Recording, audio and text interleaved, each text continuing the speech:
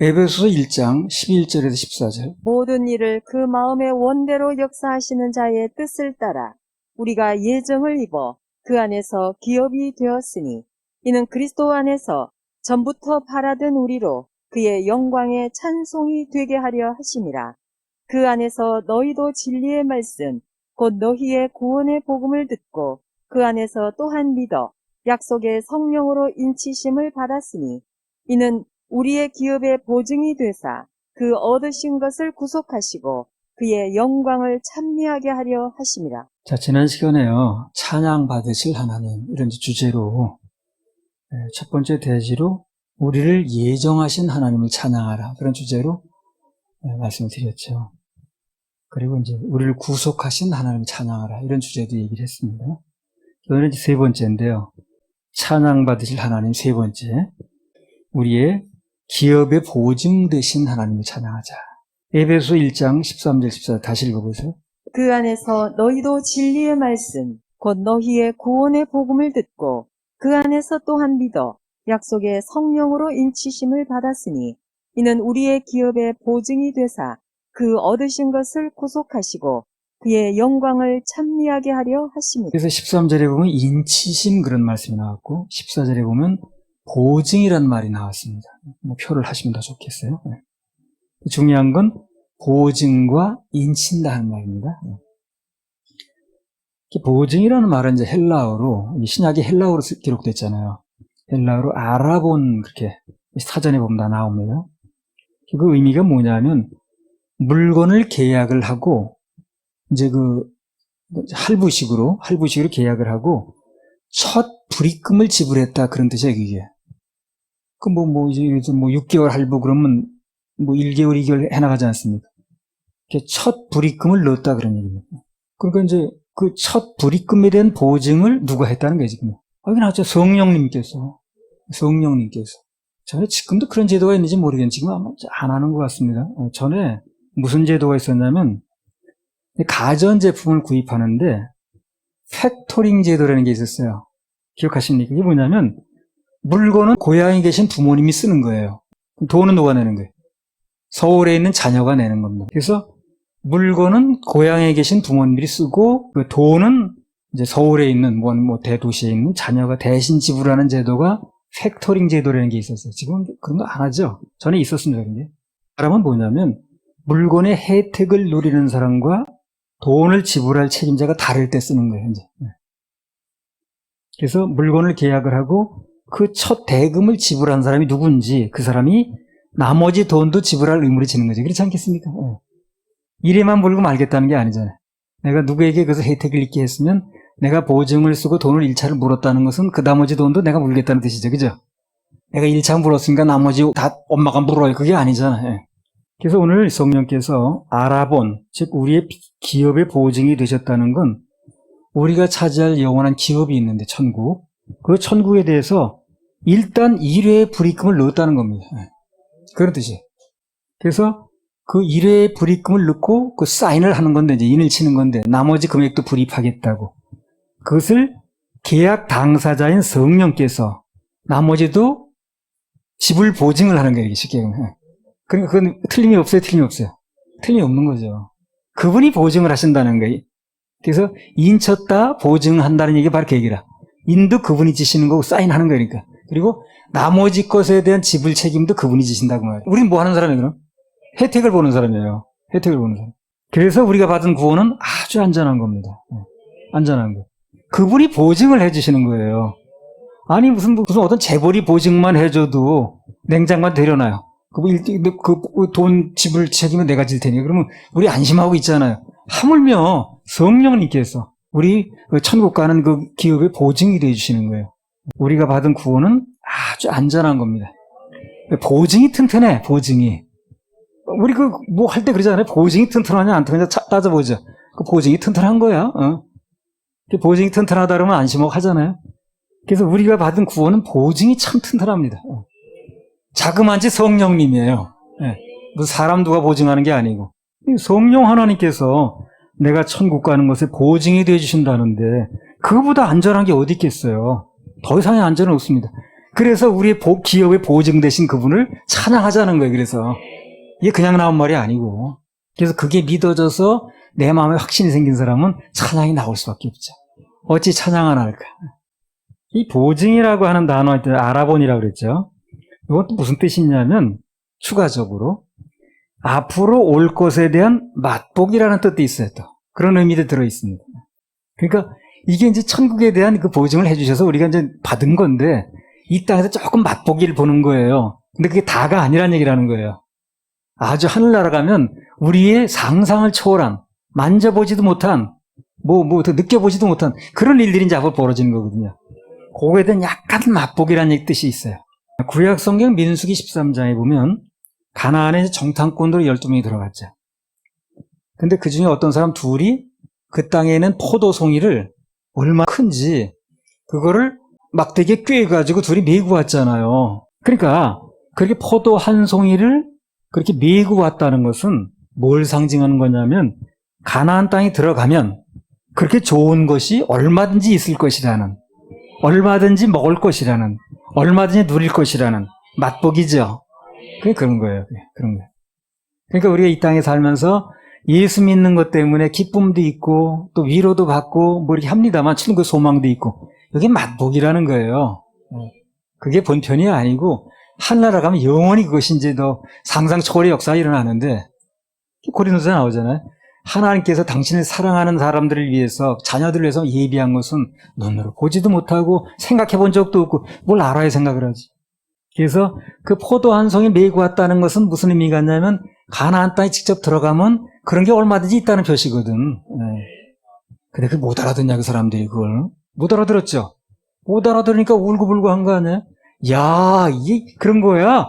그러면 거기 들어가면 이런 거 그냥 하나 들고 온 거니까 아주 세고 셌네. 거기 가면 엄청 많겠네. 이걸 이제 모르는 거야. 이제 나중에 그걸 믿은 여호수아 갈렙만이 그 혜택의 주인공이 됐습니다. 나중에 보면. 아무튼 그 성령이 보증하는 이제 아라본이란 뜻이 바로 그겁니다. 진짜에 대한 이제 맛보기란 뜻이 있는 거예요. 맛보기. 그러니까 이 땅에서 이제 우리가 구원받으면 성령님이 내 안에 들어오시죠. 그래서 내주하신다 그러는데 내주하시는 성령님은 떠나질 않습니다. 전에 N 성령, 에피 성령 얘기했잖아요. 그래서 일하시는 에피 성령은 일이 끝나면 가시는 거예요. 그러나 내 안에 구원받을 때 보증으로 오신 성령님은 N 성령님이라 그러는데 그것은 그 성령님은 떠나지 않습니다. 우리가 하늘나라 가는 날까지 떠나지 않아요. 근데 이걸 착각을 하다 보니까 성령이 마치 떠나는 것이냐 구별을 못하다 보니까 그래서 뭐 조금 잘못하면 뭐 받은 권을 잃어버리는 거야 성령이 떠나는 거야 이렇게 하는데 그건 구별을 못해서 그래요. 그렇게 일하시고 떠나시는 성령님이 있어요. 성령이 두 분이라는 얘기를 하는 게 아니에요. 역할에 따라서. 그래서 그분은 그렇게 역할로 오셨을 때는 일하시고 일이 끝나면 떠나는 거고 그러나 내 안에 구원의 보증으로 오신 분은 떠나지 않는다는 거예요. 그래서 성령을 모시고 생활한다는 건 이 다음 이제 하늘나라에서 먹을 포도를 이제 미리 맛보는 거와 똑같습니다. 그래서 예수님께서 그랬잖아요.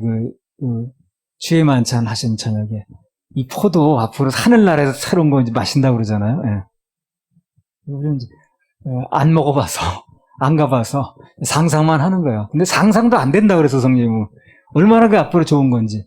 야, 뭐 여기서 뭐 먹으면 꿀맛 그러는데 참 거기 가서 먹으면 얼마나 맛있을런지. 먹어도 배도 안 부르고 배가 나오지도 않고. 하여튼 분명한 것은 우리 가서 누릴 거는 상상도 안 되고 만져보지도 못하고 눈을 본 적도 없다는 거예요. 그게 상상 초월이에요. 우리 어렸을 때요. 이런 게 있을 거 상상이나 했습니까? 이렇게 뭐 이런 걸로 사진이 찍히고 사진을 전송을 하고 뭐 이런 걸 상상이나 했냐고. 근데 있잖아 이런 게. 천국 가면 그런 거예요. 우리 상상 못하던 게 막 일어나는 거예요 거기서. 다 참 이런 걸 쓰는 세대가 올지 난 상상도 못했네 지금. 전화기가 되고 들고 다니면서 전화기가 선도 없이 사진을 전송하고 참 뭐 사전역이 다 들었고 콘사이스가. 그래서 이 세상에서 예수 믿으면서 느끼는 기쁨이라든가 그것은 이제 우리가 맛보기라는 겁니다. 그러니까 그 맛보기에 너무 또 취할 필요도 없어요. 그거 붙들고 늘어질 필요도 없고 진짜는 하늘나라에서 누린다. 한번 상상을 해보세요. 얼마나 천국이 좋겠나. 그러니까 난 이 세상에 제일 이해 안 되는 사람이 예수 안 믿는 사람이야. 계시록 21장에 보면 천국은 뭐 이게 이제 맛보기를 보여주는 거예요, 그게. 예. 성벽 자체가 보석으로 되어 있어. 그리고 12 주문의 길은 황금으로 포장되어 있다. 그런 얘기잖아요. 그 이북에서 전에 왔을 때요. 양손에 시계를 차고 왔어요, 그 사람들이. 예, 그 시계 하나 있으면 되지, 뭘 양손에 차나. 자랑하러 온 거야, 이제. 그래가지고 계속 시간도 볼 것도, 그래서. 근데 그걸 보는 순간 너무 불쌍하더래. 저거 우리는 방 쓸다 보면 볼펜 자루에도 나오고 그냥 시계가 아무 데나 붙어 있는데 그걸 자랑이라고 차고 와서 막 그러는데 참 불쌍하더라는 거예요. 그리고 물어보지도 않았는데 우리 뭐 쌀밥에다 고깃국 먹고 왔다 그런 얘기 하고 누가 물어봤어 그런 거? 우리는 살 빼려고 그런 거 먹지도 않고 그러는데 그런 거 막 자랑하더라는 거 봐가지고 그거 하는데 너무 불쌍하더라 이게. 그러니까 우리가 이제 그럴 때 세상 사람들 뭐 그거 무슨 가진 거 자랑 그러면 우리가 어떻게 봐야 돼요? 불쌍해 보여야 되는 거예요. 그게 부러워가지고 뭐 그냥 나는 언제나 무슨 이럴 게 아니라 우리는 하늘에 나가면은 그냥 뭐 아파트 평수 문제가 아니거든. 근데 그걸 부러워해가지고 그냥 막 얼굴을 그늘지고 그러면 마치 이북 사람들 차고 온 걸 시계를 2개 찼네 부러워 이러는 거 똑같은 거잖아. 그게 불쌍해야 되거든 사실.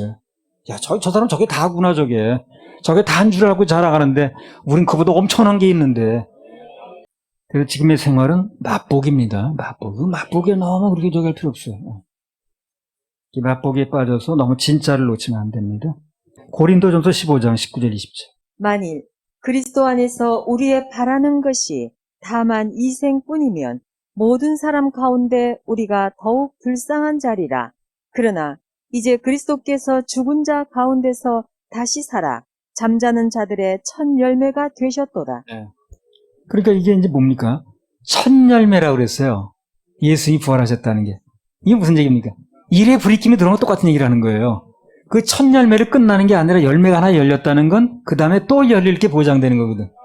그래서 그분이 아무도 부활을 한 사람이 없다는 문제가 되는 거예요.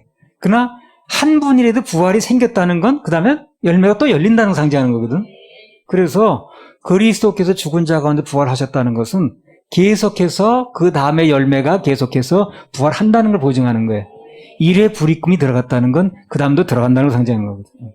그래서 그분은 계속 이제 앞으로 보증에 대한 것을 책임지시고 우리는 누리면 되는 거예요.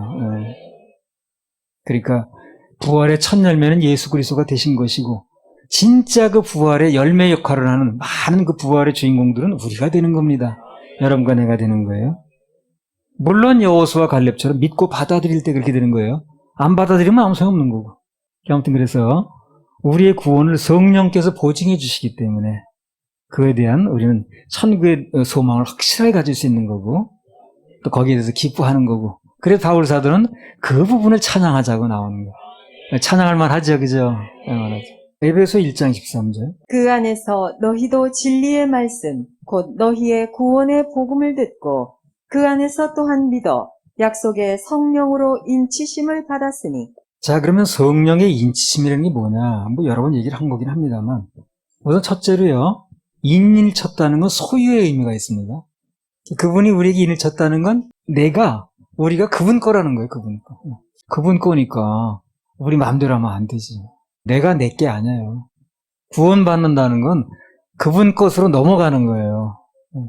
내가 내 것으로 가지고 있으면 문제가 많아요. 관리도 잘 안 되고. 근데 그분 거로 넘어가 놓으면 그분이 오죽 관리를 잘하겠어요. 당신 건데. 그래서 인을 쳤다는 건 내 거야 이제 하는 소유의 의미가 있다는 거예요. 대단히 귀한 겁니다, 이거. 그래서 이제 여러 번 얘기를 한 건데요. 그 당시에는 이제 인을 친다는 말을 왜 쓰느냐, 어디다 쓰느냐면, 통나무나 이제 이런 목재 같은 거 있잖아요. 그걸 이제 레바논에서 뭐 이스라엘 이렇게 뭐 다른 도시로다가 뭐 구개를 넘어서 이렇게 운반할 때가 있거든요. 근데 이제 그때는 기차가 있을 때가 아니기 때문에 자동차 있는 것도 아니고 뭐 육상 운송수단이라는 게 무슨 짐승이 끄는 마차 이런 거 정도였거든요. 그리고 통나무가 엄청 크잖아요. 그리고 또 거리가 굉장히 멀고 국가를 거쳐서 와야 되니까. 그러니까 수운이라는 걸 많이 했어요, 그 당시에. 그래서 거기서 이제 그 물살 이용해가지고 여기서 바다에 띄우면은 그 바닷물이 흘러서 가서 이쪽에서 이제 오면 건져내면 되는 거예요. 그 누구 건 줄 알아야지 그러면 그게 통나무가 무슨 이름이 돼 있는 것. 그래서 인을 찍는 거다가 그래서 요거는 뭐 누구 거 A라는 사람, B라는 사람 인을 찍는 거예요. 그럼 나중에 그 종점에서 기다리고 있는 사람은 뭐 따질 거 없이 그 자기 인 찍힌 것만 골라내면 되는 거예요. 그렇죠? 그래서 우리가 성령인을 찍는다는 게 바로 그 뜻이라. 그런 역사적인 배경이 있는 거예요. 우리 이 땅에서 같이 살고 있어요. 구원받은 사람도 있고 안 받은 사람도 있고 다 같이 섞여 살아요. 그러니까 나중에 하나님께서 당신의 인 찍힌 사람만 골라내는 거예요. 끌어올릴 때. 그 인이 뭐냐면 성령의 인이라는 거예요. 근데 그 인은 누가 봅니까? 주님이 보시는 거예요. 우리가 보는 게 아니고 마치 밖에다가 문설주와 문인방에 피를 바르면 밖에서 지나가는 죽음의 사자가 봤듯이. 그래서 우리가 예수 믿고 구원을 받았다는 건 그분만이 보실 수 있는 인이 찍히는 거예요. 계약을 어떻게 이중인을 찍어요? 한번 계약서 썼으면 그만하. 그렇죠? 계약서 썼으면 그만이지 거기서 이중인을 찍을 수 없잖아요. 세상에서도 안 그러잖아요. 그게 문제가 있으면 계약서 다시 쓰는 아니더라도 그걸 고칠 수는 없잖아요. 하물며 성령인을 찍었는데 그걸 이중인을 찍을 수가 없어요. 그러니까 무슨 뭐 구원받은 사람이 무슨 뭐 666인을 또 받으면 되니 안 되니 그런 얘기가 성립이 안 되는 거예요. 그건 구원을 안 받은 사람은 그렇게 할지 모르지만 구원받은 사람은 일단 성령께서 이건 내 거야 라고 인을 찍은 거기 때문에 걷다 누가 뺏어다가 인을 또 찍을 수가 없다니까요. 그 인의 의미를 몰라서 그러는 거예요. 아니 우리 계약서도 누군가 소유가 됐다고 해가지고 계약금 넘어가고 인을 찍으면 그게 성립이 된 거 아니에요? 누가 제3자 끼어들어서 그걸 뭐 뺏어가고 할 수 있는 게 아니잖아요. 그래서 인을 찍는다는 건 내 거라는 것을 표시하는 거기 때문에 나중에 우리 삶이 끝나고 아니면 그분이 오실 때 마지막 판에 가서 다 섞여 있어도 당신의 인 찍힌 사람만 정확히 골라내는 거예요. 그러니까 그 골라내는 건 그분이 하는 건데 우리 편에서 뭐가 필요한 겁니까?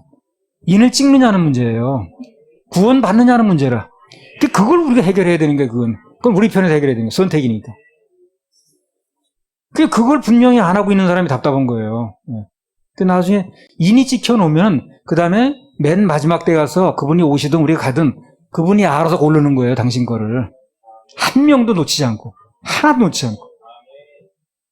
아니 내 물건 도장 찍힌 걸 내가 놓고 가겠어요? 다 가져가지. 그래서 출발할 때는 섞여서 가지만 나중에 도착지에서 그 물건이 구별되는 거예요. 지금은 세상에서 다 섞여 살죠. 구원받은 사람이나 안 받은 사람이나. 근데 나중에 가면 가라지는 가라지대로 알곡은 알곡대로 구별한다 그랬죠. 당신 것도 구별하는 거예요. 우리가 신경 쓸 건 지금 이 시간이 있을 지금에 이 부분을 분명히 해놓느냐는 문제지. 근데 다 그런 건 아니겠습니다만 여타 교회에서는 이 부분을 분명히를 안 해. 이게 필요성 느끼지도 않아. 이렇게 해야 된다는 거. 근데 참 다행인 건 그래도 서울교회에서는 그걸 필요하다고 중요하다고 강조를 해주니까. 그래도 여러분 선택을 해야 됩니다. 그래서 성령께서 인을 치셨다는 것의 그 정확한 의미는 나중에 당신의 것으로 고르시겠다는 뜻입니다. 이제 그 오사카에 우리 그 전에 갔잖아요. 근데 그 바위돌에 이렇게 무슨 세목표, 네모표, 마름모 이런 거 찍어놨더라고. 그래서 우리는 설명 안 해주면 모르죠. 그게 무슨 뜻인지. 근데 그 가이드가 얘기하잖아요. 저게 무슨 뜻이냐면은 돌을 사방에서 오는 건 영주들한테 보내는 거예요. 근데 나중에 섞여놓으니까 누가 보낸 돌인지 모르겠는 거예요. 그래서 요건 내가 보낸 돌입니다 해가지고 내가 보낸 건 마름모, 저쪽에서 보낸 건 동그라미 이런 식으로 이제 알아본다는 거지. 그런 얘기는 이제 비슷한 얘기예요. 그래서 우리가 성령인을 만난다는 건 우리 눈에는 보이지 않지만 그분은 구별할 수 있어요. 그분이 찍으신 거니까. 분명히 거듭나서 찍힌 사람들은 걱정할 필요가 없어요. 무슨 666표를 받니 안 받니. 그런 얘기하는 사람은 또 답답해. 그 인의 의미가 뭔지를 모르는 거예요, 그 사람이. 그런 게 확실치 않다 보니까 무슨 계약서가 막 넘어가는 줄 알고 그 도장 찍은 적이 없겠지. 그게 또 바뀌는 줄 알고 그렇게 또 그 길거리에서 떠들고 다니는 게. 그리고 성령께서 인을 치셨다는 건 안전하게 보장된다는 의미도 있는 겁니다. 그랬죠? 인을 일단 찍은 거니까. 그 예를 들어서요, 그 경매가 붙잖아요. 그러면 이제 법원 집달리가 그 집에 와서 이것은 국가에서 관리합니다. 그러고 차압딱지라고 그러나? 그런 거 붙이죠. 그럼 거기 드나들면 안 돼요, 안 돼요? 안 됩니다. 그걸 마음대로 떼고 들어가면 국가의 권위에 도전하는 거예요. 그거는 국가에서 처벌이 들어갑니다. 그러니까 국가에서 일단 도장을 찍어가지고 인문을 토출입하면 안 된다라든가 그래가지고 그 인을 찍어서 가서 붙여놓게 되면은 그걸 뚫고 들어가면 안 되는 거예요. 이걸 마음대로 떼게 되면 대한민국이라는 국가의 권위에 도전하는 거죠. 그래서 이 성령께서 인을 치셨다는 건 그건 누구도 듣지 못해요, 그걸요. 네. 마태복음 27장 66절. 저희가 파수꾼과 함께 가서 돌을 인봉하고 무덤을 굳게 하니라. 로마 정부에서 예수님 무덤에 인봉을 했습니다. 근데 마음대로 그걸 누가 떼게 되면 로마 정부의 권위에 도전하는 거죠. 안 되는 거예요. 그게 사람은 뗄 수가 없기 때문에 하나님께서 천사를 동원하는 거예요. 그래서 그걸 무효화시키는 거예요. 사람은 아무도 뗄 수 없어요. 이거. 베드로든 무슨 요한이든 그 누구도 그것을 로마 정부에서 인봉을 한 거기 때문에 뗄 수가 없는 거예요. 그래서 사람은 아무도 못 떼니까 누가 하나님께 천사를 시켜서 떼는 거예요. 직접 떼셨습니다. 그렇죠. 사람이 누가 뗀 게 아니죠, 그게. 디모데후서 2장 19절. 그러나 하나님의 견고한 터는 섰으니 인침이 있어 일러수되 주께서 자기 백성을 아신다 하며 또 주의 이름을 부르는 자마다 불의에서 떠날지어다 하였느니라. 보세요. 구원받은 우리는 성령께서 인을 치신 자들이고 여기 나오죠. 따라서 주께서 인치신 자기 백성을 아신다고 그러잖아요. 그죠? 그런 얘기죠. 구원을 받은 우리는 성령께서 인을 치신 자들이고 그리고 주께서 친히 인치신 자들은 그분이 아신다 하는 얘기예요. 그래서 성령께서 한번 인을 치신 우리를 함부로 손을 댄다는 건 그분의 권위에 도전하는 거거든. 그러니까 살아남지 못해. 그렇게 할 수가 없어요, 누구도. 더군다나 무슨 사단이 무슨 마귀가 무슨 666인으로다가 뭘 그렇게 한다. 말도 안 되는 게 그거. 그렇게 할 수가 없어요. 아니, 하나님의 권위를 찍은 인을 자기가 마음대로 바꾼단 말이에요. 아무도 손대지 못합니다. 로마 정부에 해놓은 것도 아무 손을 못 대듯이 로마 정부가 문제가 아니라 하나님이 인을 치셨는데 그걸 누가 다시 떼거나 무슨 이중인을 치거나 할 수가 없는 거예요. 그건 말도 안 되는 얘기라는 거예요, 사실. 물론 한 번 찍힌 인은 취소되지도 않습니다. 그러니까 666인을 맞으면 되니 안 되니 하는 말은 정말 필요 없는 얘기를 하는 거예요. 이게 깨달아들면 요한복음 10장 28절 29절 말씀이 분명히 또 깨달아지는 거예요. 이게 한번 읽어보세요. 요한복음 10장 28절 29절. 내가 저희에게 영생을 주노니 영원히 멸망치 아니할 터이요 또 저희를 내 손에서 빼앗을 자가 없느니라. 저희를 주신 내 아버지는 만유보다 크심에 아무도 아버지 손에서 빼앗을 수 없느니라. 그러니까 한 번 인을 치시면 아무도 뺏을 수도 없고 무효화시킬 수도 없고 가져갈 수도 없고 그런 얘기를 하는 거 아니에요? 내가 저에게 영생을 주노니 영원히 멸망치 아니할 터요. 영원히 또 저희를 내 손에서 빼앗을 자가 없느니라. 무슨 인을 또 찍어가지고 뺏는다든가 할 수 없다는 거예요. 그러니까 우리는 뭐가 중요한 거예요? 지금 성령인을 받는 게 중요한 거예요. 그 이상 신경 쓸 게 없어요. 그런 걸 받았는지 확증이 안 되니까 그런 얘기를 하고 다니는 거예요. 저희를 주신 그 연금대리 필요해요. 연금대리. 저희를 주신 내 아버지는 만유보다 크심에 이 세상에 어떤 존재보다 크심에 아무도 아버지 손에서 뺏을 수 없느니라. 아무도 인을 쳐놓은 걸 뺏어 무효화시키거나 이중인을 칠 수 없느니라. 똑같은 얘기죠. 같은 얘기 아닌가. 오늘 이 자리에 오신 분들이나 또 실시간을 통해서 말씀을 듣는 분들은 이 말씀이 확실하게 깨달아지고 믿어지는 역사 있길 바랍니다. 할렐루야. 하나님께 할 수 있다 하시니까 한번 해봅시다. 할 수 있다. 하시니 능력 주 하나님. 능력 주 하나님 의심 말라 하시니. 의심 말라 물결이 걸어라 하시니. 물결이 걸어하시니 할 수 있다 하시니. 할 수 있다 할 수 하시니 있다 하시니. 있다 하신 주 믿음만이 믿음만이 능력이라 하시네 믿음만이